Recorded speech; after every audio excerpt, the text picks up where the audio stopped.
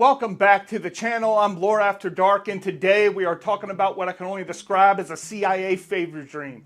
The saying goes, if it's stupid and it works, it isn't stupid. So this was one of the dumbest things I have ever read about so far.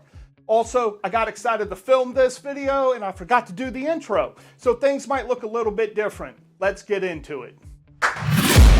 It was the 1960s during the Cold War. The Red Scare was as American as baseball and apple pie, with our newfound pastime being spying on the Soviets. But why use a parabolic dish? Why use a state-of-the-art laser microphone when you can use something so much more stupid?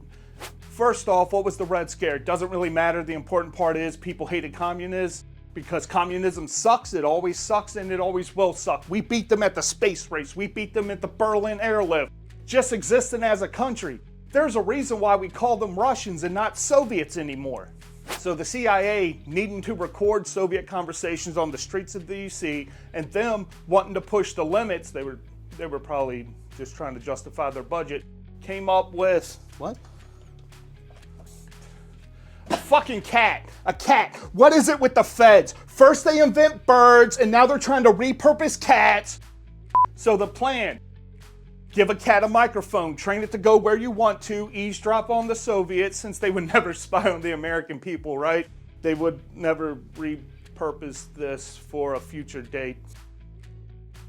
First obvious problem, a cat with a microphone and a tape recorder strapped to it. Those things were massive in the 60s. If it could even carry it at all, that would probably be seen almost immediately. I mean, probably, I would notice it. Some people wouldn't notice it, but I would fucking notice it. So the obvious solution would be to make it too small to notice.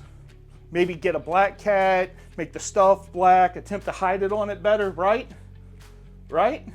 Nah, this is the 60s when MK Ultra was in full swing. Nothing was off limits, so I can only imagine what that dude was on when he pitched the idea to shrink everything, get a surgeon to implant it, and then the people at the board just being like, yep, yep, that's a great idea. The first step was to get the CIA's Directorate of Science and Technology to develop miniaturized components specifically for the shadowy spy kitten, or shitten. The tech needed to be small, function inside of a body, and made out of bio-grade material so that the body wouldn't reject it. They made a microphone that could fit into that shitten's ear when the average microphone at the time was at least a couple inches long. They shrunk the radio transmitter down to about 3/4 of an inch when most were backpack or briefcase size. And the hardest part was the battery. The smallest ones at the time were about the size of a D cell, and they made this one so that they could fit it inside of a rib cage. With the transmitter being so small, it meant they had to get a van filled with equipment to be close enough to record it. Actually, now that I think about it, the shitten was probably too small. So it was probably a full-grown cat. They had more space in it, so it was a shat. Anyway, on to the surgeries. Fuck, why am I out of breath? The radio transmitter was placed at the base of the skull. The new battery pack was embedded in the chest cavity. A thin wire was woven along the shat's fur, along the spine and tail. It's not really a surgery, but it was done at the same time because it's a cat. There was even a second surgery to suppress hunger responses so they wouldn't wander off mid-mission. Couldn't find anything really about this besides that it happened. Training. There was daily training for things like responding to signals, specific tones or commands to tell it where to go. They used positive reinforcement and food rewards to encourage the cat to go where they actually wanted to. The shat was also exposed to controlled environments that mimic real-world settings, like parks and sidewalks, and after some time it could navigate short distances reliably. They also trained for, endurance, treadmill probably, and attention span. So they probably, after a bunch of training and real-world testing, it was time for Operation Park Bench. The targets sat on a bench in the park. They rehearsed this 1,000 times. Just walk over to the bench and blend in by doing cat things. But do the cat things close enough to hear them.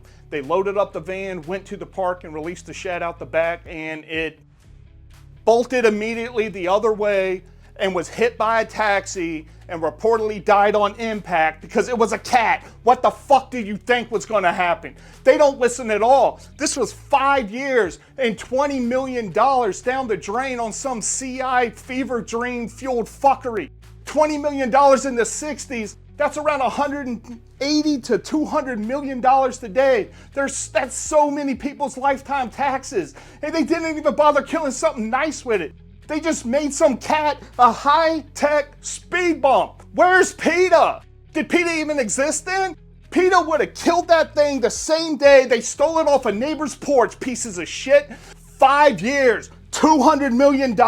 PETA would have called upon its army of white girls with dreads that haven't showered in 52 days to pray for the abnormally weak hand of a protein-deficient vegan god to come down and smite that motherfucker the same day for free.